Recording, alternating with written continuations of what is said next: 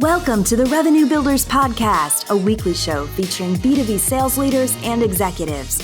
Hosted by five-time CRO John McMahon and Force Management co-founder John Kaplan, the show goes behind the scenes with the people who have been there, done that, and seen the results.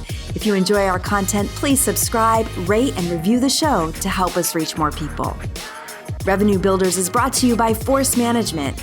We help companies improve sales performance, executing the growth strategy at the point of sale. Find us at forcemanagement.com. Enjoy today's episode. Hey, Sasha, so why don't we start by discussing the evolution of the role of a CSM manager? Have they or should CSMs start to evolve to become more commercial, more salesy or more technical? How do you see it and what do you think it's based on? Yeah, definitely. A question I get a lot, honestly. I really like the idea of the CSM choosing their major, so to speak. And so either be more focused on the technical or be more focused on the commercial. I think CSMs get in trouble when they're not focused on either of them.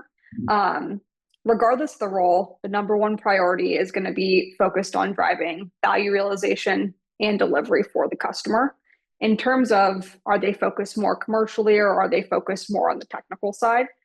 I'll see them more focused commercially if the product's less complex and it's paired with a pretty straightforward pricing model. So maybe per seat based pricing as an example. Then you might see the CSM owning everything post renewal because it's easier for the customer and the renewal process isn't filled with friction just because the pricing model is pretty straightforward for the most part. On the opposite end of the spectrum, you'll see more of a technical CSM when the product's really complex or there's multi-product as well. So opportunities to cross-sell, that gets a little bit more complex and technical in nature. Consumption-based model, you're often going to see a more technical CSM. And you're really going to look for a CSM that deeply, deeply understands the product and they can pair up with a salesperson during the process. So I think about it on that spectrum. Okay, we'll probably get into it more, but why do you believe that if it's consumption, it needs to be, it's almost like this is a leading question, consumption, it needs to be more technical? Yeah, I mean, the move towards consumption has been really interesting, right? We do often see CS needing to be more product focused versus commercially focused in that model. And that's happening for a few different reasons. The first reason is the stakes are just a lot higher in a consumption model in the sense of a sale doesn't generate revenue for the company until the customer uses the product. So there's a lot more focused on the CS side. And they can leave at any moment. They could leave at any moment. They can leave at any moment. So you also lose your compelling event in a lot of ways. You lose your annual renewal that you're tracking towards all your milestones. And every day, every month, every week is really, are they using this to the best of their ability? And is that generating revenue from the company? And then in terms of why the CSM profile has needed to shift a bit to support that type of pricing model, the technical expertise standard has just increased across the board. Because the revenue is tied to usage, CS needs an even deeper understanding of the technical aspects of the product to drive the usage. You're not going to be able to call in your technical overlay for every single call with the customer because time's often of the essence.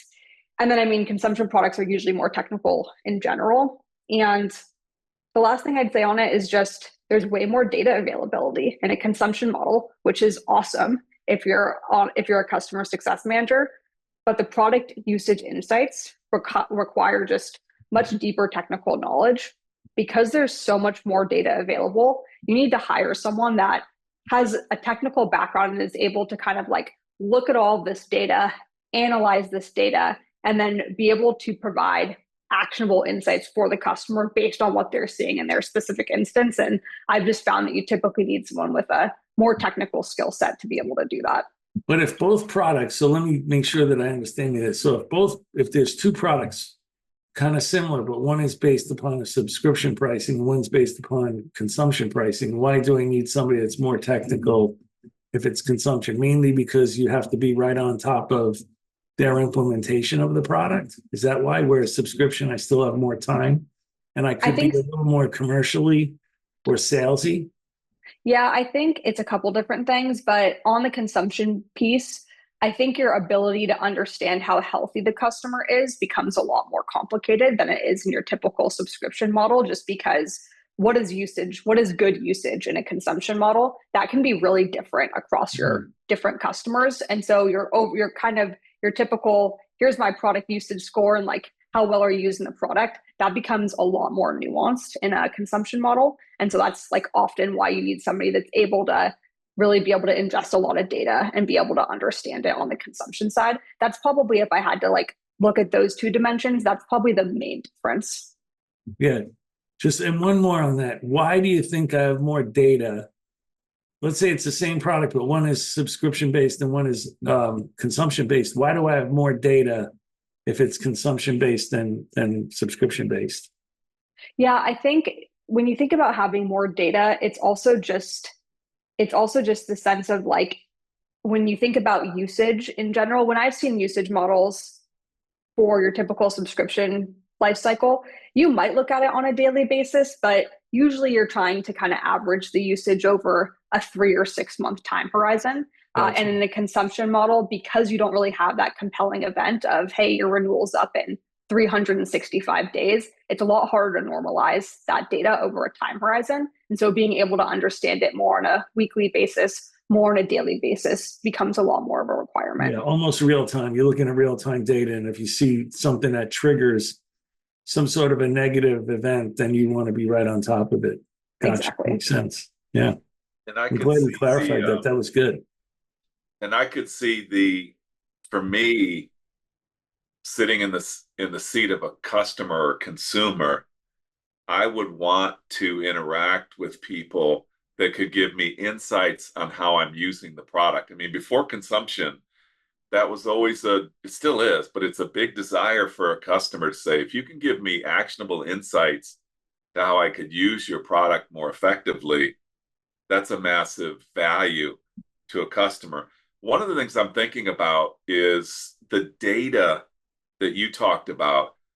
I would have to believe that if I was a company going to a consumption model, that data, the mechanism for understanding those insights should be built into the product and not rely so heavily. Maybe I'm making assumptions, so Sasha, you can correct me. But if I have to go through all the data and interpret the data or be a data scientist or understand the metadata, I would think that, companies better think twice about that before they do a consumption model. Do you agree with that? I think the more self-serve you can make it, the better, right? It's going to also reduce your headcount needs overall. I can't say with a ton of confidence that every company before they move to a consumption model makes it super easy for the customer facing teams to digest the data.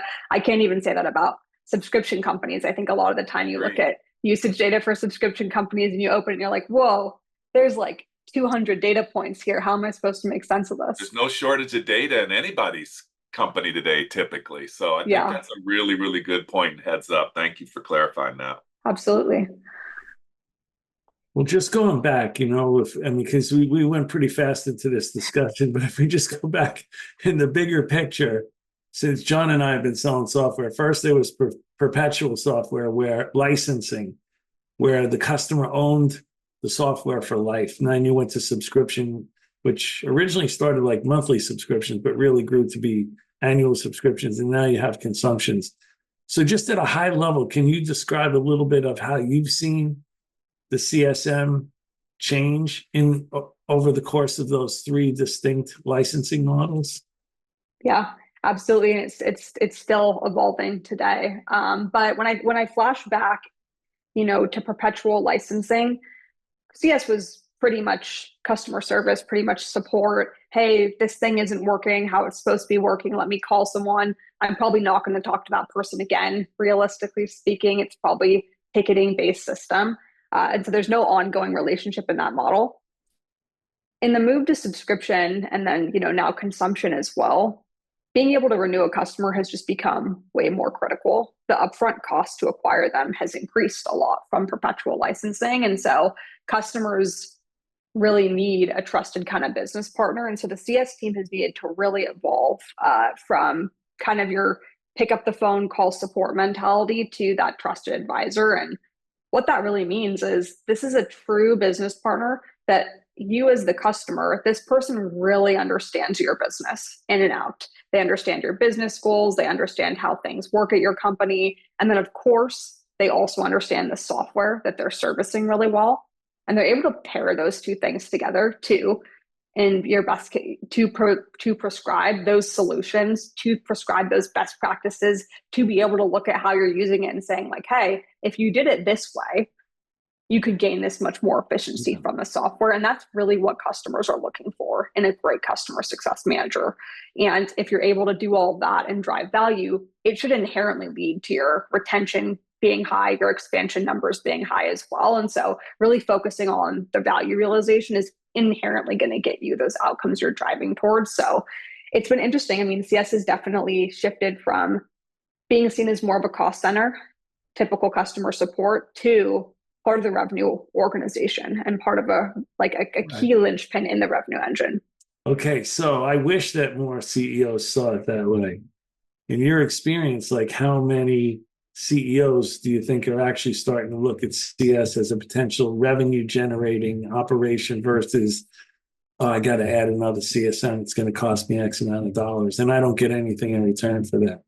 100%. And I think it's up to leadership, right? It's up to your chief revenue officer. It's up to your head of customer success to paint that story for your CEO, because it's no surprise that they feel that way, right? It's not as simple as, hey, I add this rep, I get this much quota. That math makes sense to anybody. And so it's really up to the leadership team to be able to paint the picture of how CS is part of the revenue function. And the way to do that is to make sure that they're aligned to metrics that your CEO really cares about at the end of the day. I think if you flash back even just a few years ago, plenty of CS organizations, tied to CSAT as an example. CSAT's great, but it's not necessarily what your CEO cares about. It's definitely not what your board of directors cares about. And so making sure the team is really metriced against gross retention, net expansion numbers, on the activity side, are you metricing them to pipeline? What are they really being measured on? And are those the metrics that your C-suite cares about? Yeah, you see most CEOs now are starting to focus on net dollar retention, which is really, that's a big driver for VCs when they look at the business and if they're going to give more funding or whether or not you're able to go public with those types of numbers. And they know what world-class is and they know what average is and they know what bad is. But net dollar retention is really driving a lot of the discussion. Yeah. Now, do you feel like as a CS leader, you can make the case to the CEO as to why when you give me additional headcount, I can increase the net dollar retention rate? I personally feel like I'm able to make that argument because if you're doing it really thoroughly, and this kind of ties into operations and strategy a bit too, because CS needs to be part of the planning process overall, right? And so if you're going to put together your sales capacity models and you're going to get to your revenue target that way, the same amount of rigor that we put in to capacity models on the sales side absolutely needs to be done on the CSM side as well. And so when you think about account burden per CSM, you should be able to toggle the model and say, hey, if a CSM manages this many accounts with this big of a book of business, I'm going to be able to commit to this net expansion number. If I'm able to get these 10, 20 more headcount, I'm able to commit to this net expansion number. And so I really think it's about running a revenue planning process instead of running specifically a sales planning process, making sure CS capacity is included in that, and absolutely something you should be able to justify to your C-suite. What about the CRO? If you're in the conversation with the CEO and it's you, it's the CRO and the CEO, and you're all kind of you're making like you're not fighting for headcount, but you are. Sure. How does that discussion go as far as whether or not you get the headcount or the CRO gets the headcount? Because it's probably going to go to one or the other in most cases, if we're talking about revenue generation.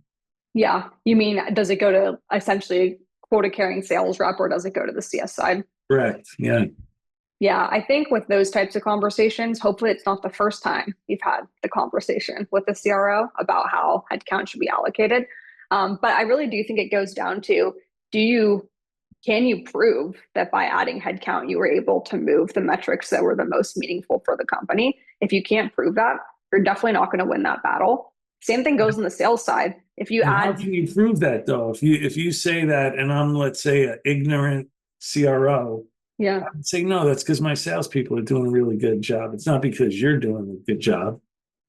well, I guess it depends on who's actually managing the renewal in this case. But if sales is managing the renewal in this case, I think what you really need to focus on is the churn side of the equation as well. CSM at a minimum, no matter what major they choose, whether it's the technical side, whether it's the commercial side, if they're not actually managing the expansion, just about everybody holds them accountable to the churn number. And so were you actually able to get your churn numbers and trend those in the right direction? If you're not able to anchor on anything else, is probably where I'd focus.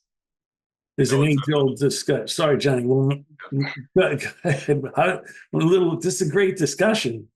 Yeah. So, just along those lines, though, there's the age-old conversation where the churn numbers go in the wrong direction. So the CEO gets involved and says to the CRO, "Why do you think that is?" "Well, because I'm selling good deals and the CS people can't support the deal." Then they turn to someone like yourself and say, "Sasha, why do you think that's occurring?" "Well, we know how to support deals, but the sales guys are selling bad deals." How do you, I'm sure you might have heard that discussion before. It happened at your organization or somewhere else. And, what are some of your thoughts on that? What's the way to bring the two organizations together so you don't have this type of, infighting? Yeah, a few thoughts here. The first thought I would have is, as a CS leader, one of the most, if not the most important relationship you're going to have is with sales. And so you do have to really focus on building a really great relationship with whoever that individual is or whoever those individuals are, and understand them on a personal level, understand them on a professional level, and make sure y'all are really aligned, that you're all trying to get to the same outcomes. I think there has been more of a shift in the past few years to really focus on net new ARR versus gross new ARR at the end of the day. And so churn has become kind of increasingly important. And I think we're also seeing a lot of sales leaders being metriced on the net new ARR versus just the gross new ARR. Yes, so even just that alignment from a comp perspective is really helpful. I think when you have someone comped on gross and someone comped on net, you're going to inherently have kind of a lot of misalignment there. So if you can get the sales team in the boat with you from a metric perspective, that's a really good place to start. In terms of where to structurally fix it, I like having relatively close alignment between CSM and sales if you can. Not one-to-one alignment, but maybe have them work with no more than 2 to 3 people. You're just going to build a different level of accountability in terms of throwing bad deals over the fence to the CS team. If you have to work with the same 2 or 3 people every single day, every single week, it's just going to drive kind of a whole new level of accountability. And then the last thing I'll say is, these are all just processes. There's no silver bullet for this. Absolutely not. But I like to do postmortems with CS and with sales as part of the QBR process for deals that come up that fit this criteria of sales sold the perfect deal, CS totally, screwed it up. We like to choose, 1 to 3 of those on a quarterly basis, review them as a group, and come back with our own leadership perspective, irrespective of what team you're on, what actually happened here, and what can we do differently go forward. Really good. Johnny? Well, I'm just listening to this conversation. I'm going to go back to really for where the rubber met the road for me in 2023 is when tech took a hit financially. The first people to go were CS. Mm-hmm. And that just kind of tells me that we're far from companies on the whole doing this really, really well. So when it came to push or shove and we had to make some cuts, the CS department seemed to go really, really fast, at least in my experience with my customers. Yeah, the other absolutely. thing I'm hearing you guys talk about, which is regardless of what the model is, perpetual, subscription, consumption, I'm feeling like the alignment is going to make the good companies better and the bad companies worse. Yeah. So the need, I shouldn't say alignment, the usage and the insights and renewals based upon, the value of what I bought it for or what I use it for, I think it's going to make the good companies better and the bad companies worse. And what I mean by that is, if you don't have this mapped out, I call it the engagement model. Mm-hmm. In the old days, we used to say, how does your buyer buy? Yeah. Well, not only do you have to have how does your buyer buy, you have to have how your buyer uses your product. Yeah. And how does what is the total life cycle of that customer? I call that the engagement model. So everything we're talking about can fall into that, because it's like, okay, at what point is the customer either having challenges or we having challenges in that relationship? And that's where you appoint your resources to. But how many companies right now, Sasha, would you guess have that kind of mapped out? Like, how does the buyer buy? How do they use? Yeah. What are the stages of that? And then based upon that, we'll talk about where do we need CS involvement? Where does the handoff take place? What kind of common language? Because one of the things I've read in all the stuff you do, I really like it. You have this statement that you say, we can't let them feel our org chart. Yeah. Tell me what you mean by that, because I love that statement. You can't let them feel our org chart. Well, I think companies a lot of times, and I see this more often than not, companies a lot of the times get really focused internally. And so you talk to a lot of companies and they say, customer's number one, we care about the customer. And then you look at how they actually operate with the customer, and they're much more focused on, we have 5 different roles that do this one thing. And so your customer needs to talk to 5 different people. And, oh, hey, I actually don't do that. That's this person over here, because internally, that's not your job. Because you've specialized too much and there's not a ton of ownership. And so you have a customer that's like, who am I supposed to talk to about this at the end of the day? I've been to restaurants like that. It's the last thing. It's the last thing you want, though, right? As a customer, you just want to be able to be like, this is the person I'm talking to. If they need to internally coordinate across a different organization to get me the answer, awesome. But we shouldn't make that the customer's problem. And I think there's many companies that put that on the customer way too often. Totally. And if you don't understand that, if you're not close to that, I think so many people give it lip service. They don't know what their customers are dealing with. Just get in the seat of your customer every now and then and have it's more than just voice of the customer. It's more, do they like you, an NPS score? No, you got to get close to them and find out where their challenges are and what they'd like more from you. I bet all of them would say, I say this to companies that interact with me, if you can give me great insights on how I should be using your product better to accomplish my requirements and needs, I'm all for it. Yeah, 100%. So you got to have mechanisms so let's talk about that. Yeah. How do you got to have access to the customer. So not only are we talking about changing our processes, but just because a customer went to consumption, we called them consumption. We called the model consumption. They called it usage. I'm not so sure they sit back and go, well, we're a user, so we don't expect you to understand this or not understand that. And all of a sudden now you need more meetings with me. I need to understand how, and they're kind of like, hey, we'll call you when we're good. We'll call you when we're good. How do you overcome that? Yeah. I mean, I think about this on in an ideal state, you're starting to have this conversation before this company even becomes a customer. This is ideal state, right? Which is during the new logo process, a lot of companies do a great job. I think about it in 3 lenses. There's like the product side, there's the process side, there's the people side.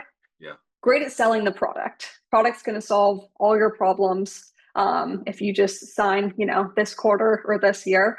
But the reality is, yes, we want them to purchase the product. They also need to be aligned that internally, they're probably going to need to change some of their processes in order to incorporate the best practices from the product. And then probably most importantly, that I think gets missed a lot of the time is actually from a people perspective. They're going to need to allocate resources on their end to make this successful. And I think that expectation setting process can get missed in the handoff between sales and post sales, which is, hey, we bought this, like we're good to go now, right? We're going to get implemented in 2 weeks and be up and running, and really setting the expectation up front, like, hey, you're going to need to invest across these 3 different vectors, and do y'all have the capacity to invest in this across these 3 different vectors? And if you're able to do that really well up front, which obviously doesn't happen all the time, then those conversations become a lot easier, because the customer knows, yeah, I purchased the product, but I also always knew that I was going to need to invest on the people side and on the process side to make this successful. Yeah. And the expectation that you as a provider are probably going to be in constant discovery mode, meaning you have discovery at the beginning of your sales cycle. There is no beginning and end to a sales cycle anymore. There's multiple sales cycles, and we all get that, but customers don't necessarily get that. They forget, they get amnesia that you need information on how they're, what projects they're struggling with or what other areas of opportunity.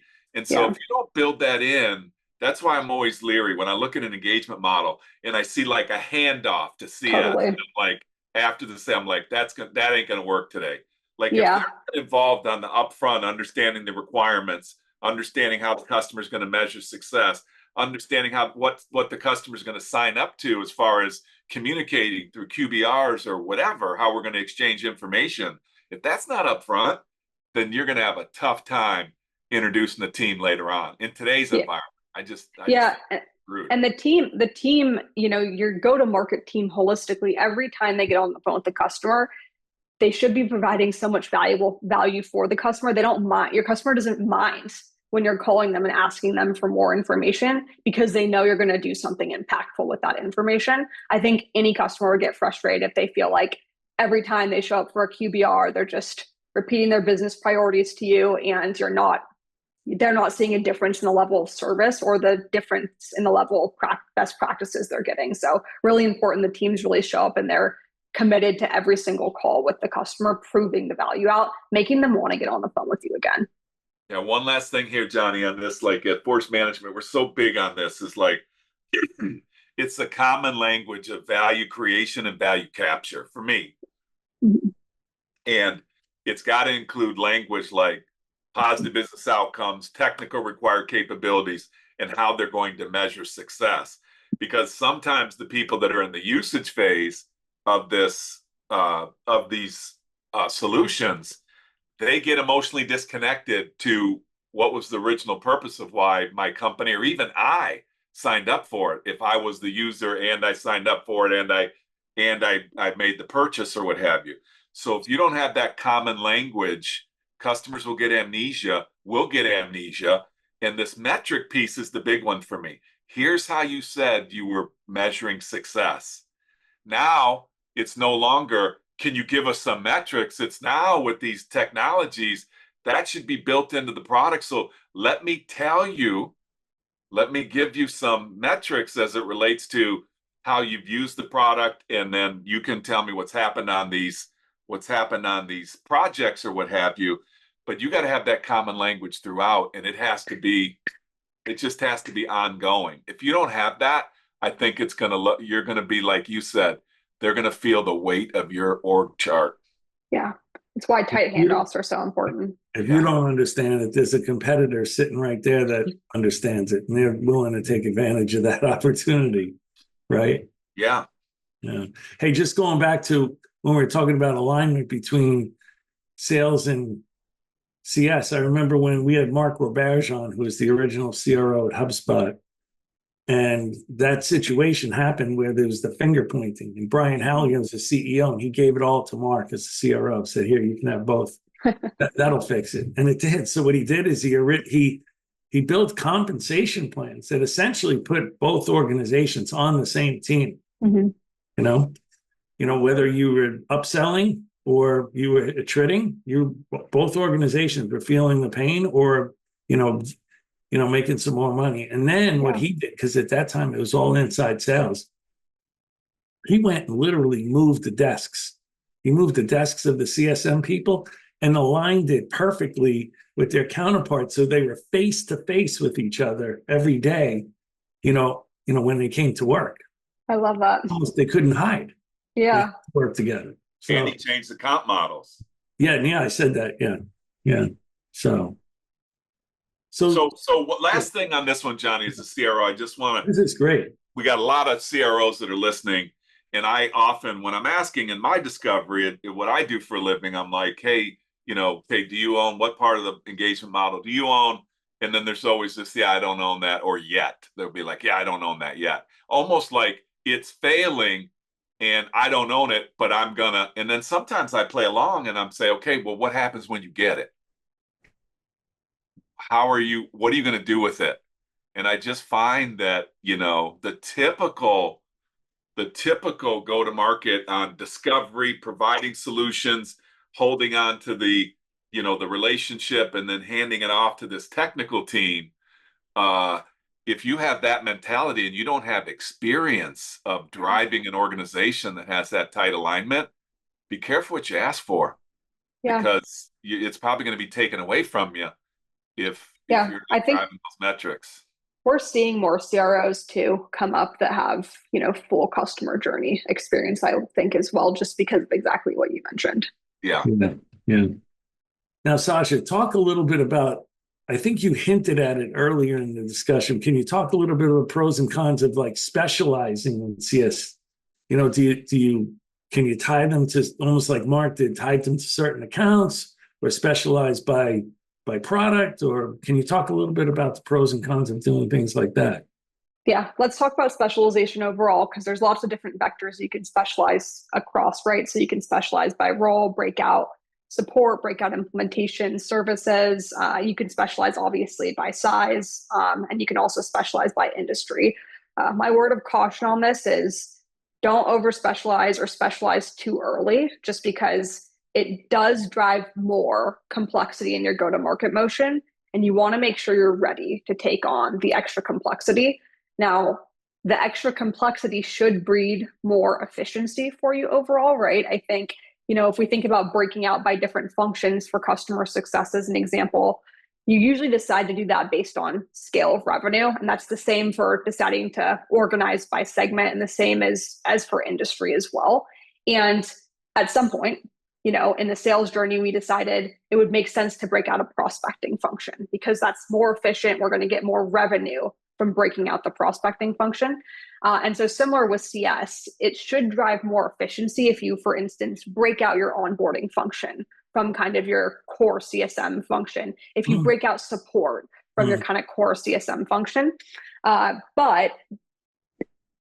it makes a lot of things easier if you do that too, right? So if you think about performance management on the customer success side, which is something that I think is definitely evolving, and it's not near where it is on the sales side just yet, but performance management in general is way easier if the role is more narrow and they're tied to really specific outcomes and really specific metrics. And so that's a pro of specializing. Your go-to-market messaging and positioning can be a lot more targeted as well, whether that's specialized by role, segment, industry. You're going to be able to be a lot more targeted with your buyer and your customer. But the con is, it's going to make things more complicated. There's no way it doesn't make things more complicated at the end of the day. It could make it more expensive also in the beginning. It'll make it in the beginning, until you have some mass to some of these Absolutely. specializations, right? Absolutely can make it more expensive, which is why when you decide to do it is really important. I definitely see some companies that are doing, sub 5 million in revenue, and they have all this specialization. It's super expensive. It's more difficult to hire for. And are you actually driving more top line off the back of that or not? It's also more handoffs for the customer. We've talked a lot about handoffs on this call, right? It's hard to have tight handoffs across sales, post-sales, et cetera. The more you specialize, the more handoffs are going to have, the more things can get lost in translation. That's usually not a positive. And then last thing I would probably say is you're just going to need more support internally across the organization if you specialize. Enablement's going to need to be more specialized. Your reporting is going to need to be more specialized. We talked a good amount about compensation. Your compensation is going to need to be more specialized. And so specialization is great to drive growth at different kind of inflection points, but I usually just caution folks, like, don't over specialize too early on. It's expensive and it can really complicate What things. is the driver then? When I'm sitting there building my CS team or scaling it, when do I say, okay, I think I should start to think about specialization? What is the driver there? I understand everything you said about once it's set up and the pros and cons, but why? Yeah. So I think a couple different things. The first thing is just like scale of revenue. Once you hit a certain revenue threshold, you typically see those functions being broken out. And you're talking about where I have some people on major accounts and I have some people on mid-market and low regions. Exactly. And you probably give the major account people less accounts, obviously, than the people with mid-size or SMB, right?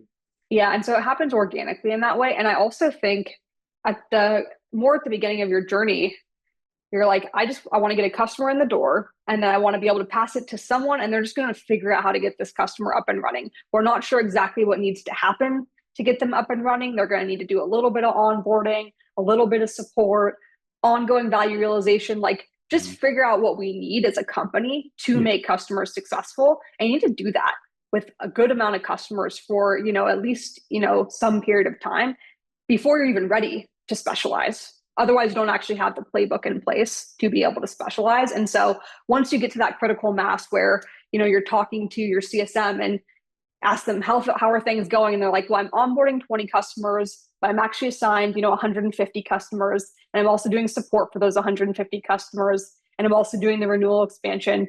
And you think to yourself, that's probably too many things for that one person to be doing. Yes, I'd agree. I think this is another example where it makes the good companies better and the bad companies worse. And if you're not outside in, like, how would you know what to specialize in unless you're having struggles in your engagement model and in your pipeline? We're struggling here because we're not specialized enough, or we have this, like, it shouldn't be a gut feel. It should be based upon your engagement model. And then the last thing, sorry, I know we're going to talk about this, but for me, if you're already doing this on the sales side and you're determining what great looks like, then there's a high probability you have a success profile. And if that success profile is 17 pages long with 17 different competencies and a bunch of success criteria that you're going to measure, then you already know that there's no possible way that one human being can do that. So this importance of really understanding who's doing what, when, and why, and then building that into a success profile. You can't performance manage. Exactly. If you don't have that. How are you going to give somebody feedback? You're not doing well in this. Well, I didn't know I was supposed to do that. I have 150 other things you told me to do. I didn't know I was supposed to do that. So again, good companies are going to do this really, really well, and bad companies are going to get worse when they look to enrich customer success, in my opinion. Completely agree. Why can't you just tie it to simple metrics like net renewals, upsells, net dollar retention? Why not just tie it to real simple things? So I would probably say, even if you tie someone in net dollar retention, I usually like to take a step back and I'd like to say, okay, you come into an organization, you're trying to performance manage the team, but before you can performance manage them, the first question is, do they know what they should be doing? Yeah. And I like to prescribe the teams, like, output metrics are great, right? Usually you comp on output metrics, but you want to provide the team with some structure around, hey, what are the inputs you need to be hitting in order to get to those output metrics? What are the things you need to be doing day in and day out that we're pretty sure should get you to that NDR metric? And I think that's hard to do if you don't have kind of like really clear roles and responsibilities. And so with my teams, always comped on output metrics from an input perspective, very similar to sales, but what are the activities you need to be doing on a weekly basis that we think are going to drive the outcomes for you? And then I don't like having 20 competencies, but I do like having 3 to 5 competencies with the team that are, all right, so here are all the activities you need to do. What are the more soft skills that you need to be able to be successful in this role? Rank them on a 1 to 5. And then all of a sudden, you know what metrics you're tied to. You know what you should be doing to hit those metrics. if you're still not hitting your outputs, we can have a lot more structured conversation than just, why are you hitting your NDR number? I love this you can also look at gross customer retention, right? I mean, I could be losing a lot of customers and still have a nice net dollar retention, right? That's true. Customers that I did keep. I've lost 90 customers. I kept 10 and they all upgraded. So I'm looking good. Yeah. Well, I love this conversation because I don't think I've ever heard it that way before. Input metrics versus output metrics. Johnny, back in the day, we kind of fell into this at PTC where we knew reps that had high demo activity, provided those were qualified demos that had high demo activity, would have a higher success rate of higher success rate of making their number. So if we just manage people to making their number, the output metrics, give us some other input metrics that you've seen, Sasha, that you're using that tend to lead to great outputs. Things I definitely think about on the CS side, and can't say they're materially different than they are on the sales side, but definitely if it's more upmarket, how often are you actually getting on site with the customer as well? I think a lot of companies have fallen off from that, kind of just everything that happened with the pandemic, but I still find on-site engagement drives a lot of engagement with the customer in general. On-site engagement, monthly active users is something as well that we look at. Just are you driving more monthly active users month over month on the platform or not? If it's going down, usually not good, although there can be exceptions there. With my CS teams, historically, we've looked at pipeline as well. Even if they're not the one doing the renewal or the expansion, are they having the right type of discovery conversation with the customer where they can prescribe other types of solutions to them as well? How many business reviews are they having? Average product usage is something we look at as well. And so it really is just try not boil the ocean with it, but here are the things you should be driving to on a weekly basis. I think where this comes from, again, I'm sorry to be a broken record, but if you don't have that engagement model mapped out, who's doing what when, you'll miss opportunities to know that, hey, we're struggling when our deals get in certain pipelines, we're struggling and the customer's struggling here. Why?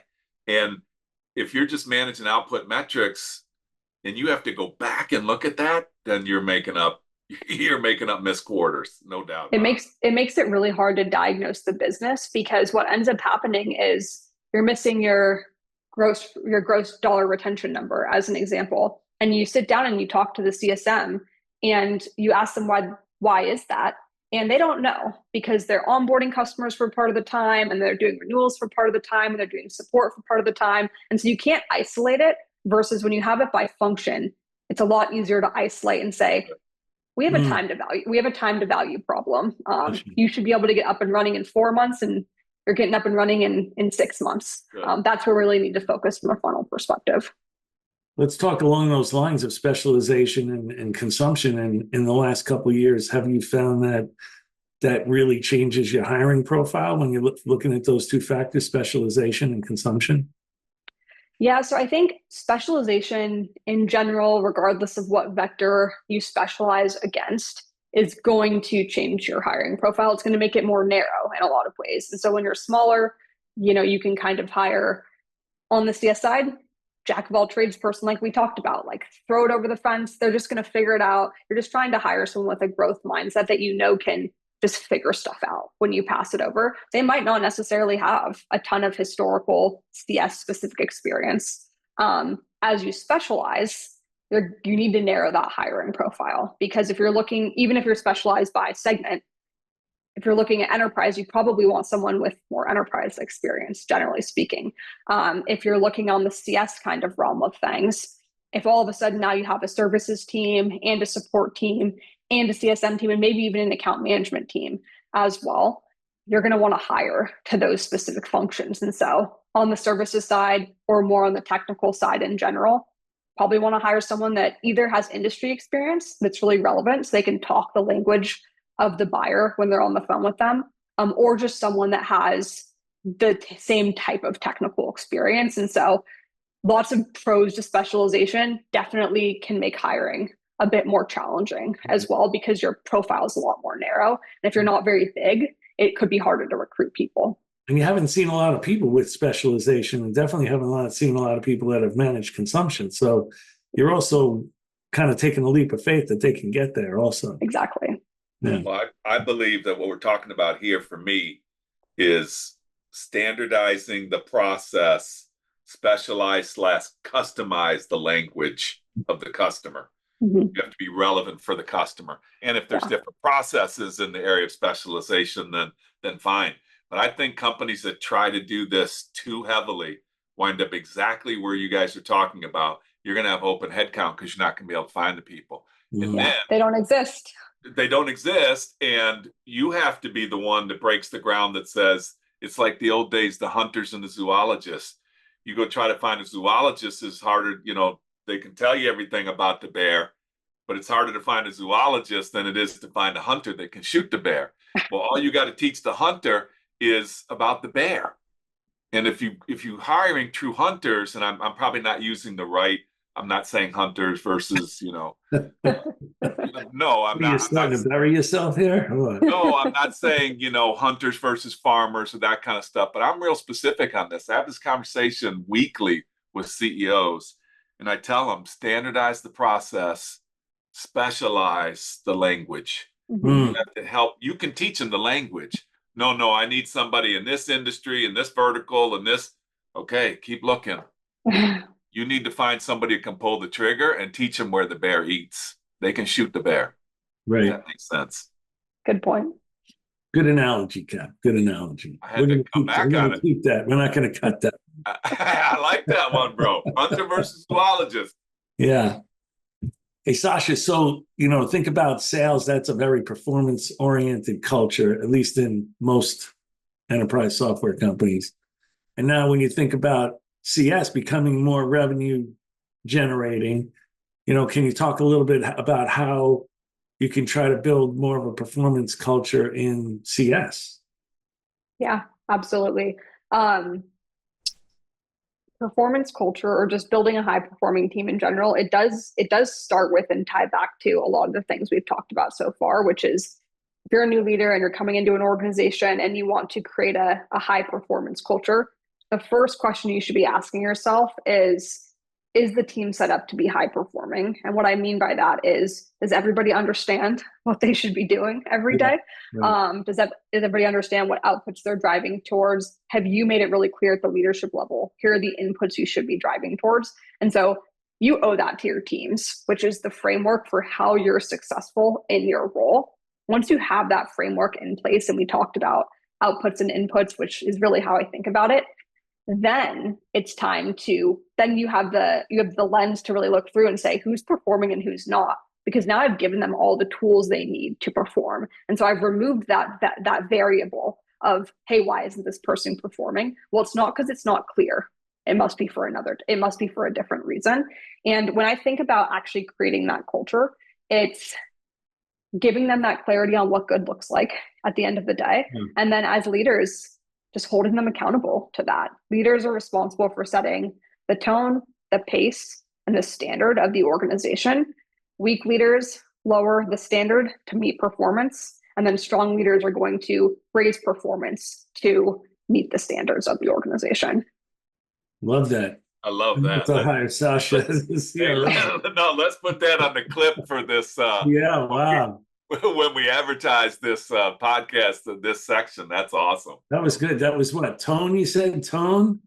The tone, pace, and the standard of the organization. Tone, pace, and standard. Love that. And then what about the cadence as we talk about that's kind of leadership, traits. What about like the operating rhythm and then the cadence? What are some of the nuances there? Yeah. I care a lot about operating cadence, mostly because I came from revenue operations, and you run a lot of operating cadences when you're in that role. Yeah.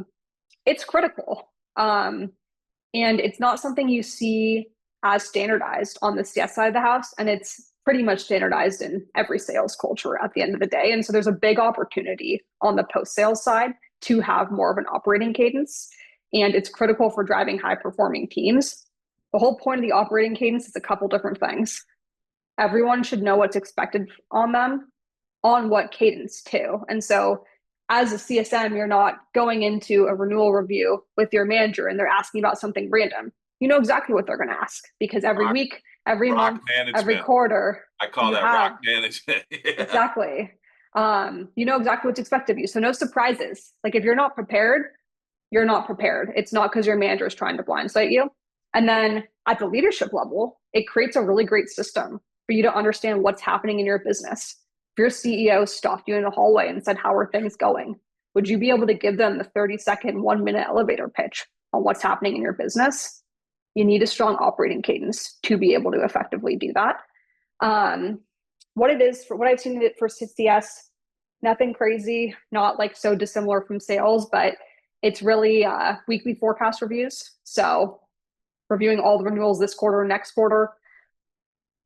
Is the hygiene up to date, right? Are next steps up to date? When was the last time you met with them, et cetera? This is really for the frontline manager to test with the team. Does your team know what's going on with their accounts or not? Are they verbal ready? Can you pick on this renewal and do they know what's happening or do they not? And that's pretty binary for the most part. It's inspection at the end of the day, and the team's not going to respect what you don't inspect, right? I also like to run at-risk account reviews, so they should definitely come up during the weekly forecast reviews, but at the leadership level on a monthly basis. What are our biggest at-risk accounts? And the whole intention of this cadence is, what are we doing about the at-risk accounts? Yeah.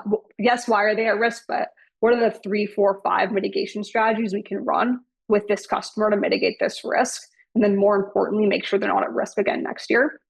And then QBR cadence too. So very similar to sales. I feel really strongly in a QBR cadence for CS. That's all the way from the individual level up to the VP level. What happened last quarter? What are you going to do differently? And just a really good understanding of what's happening in the business. And at the leadership level, great opportunity for you to review with your CRO or your CEO the metrics that you care about. Time to value metrics, CSAT metrics, NDR metrics, outcome metrics, really tie the outputs we talked about from an activity perspective to what you're also seeing from an input perspective.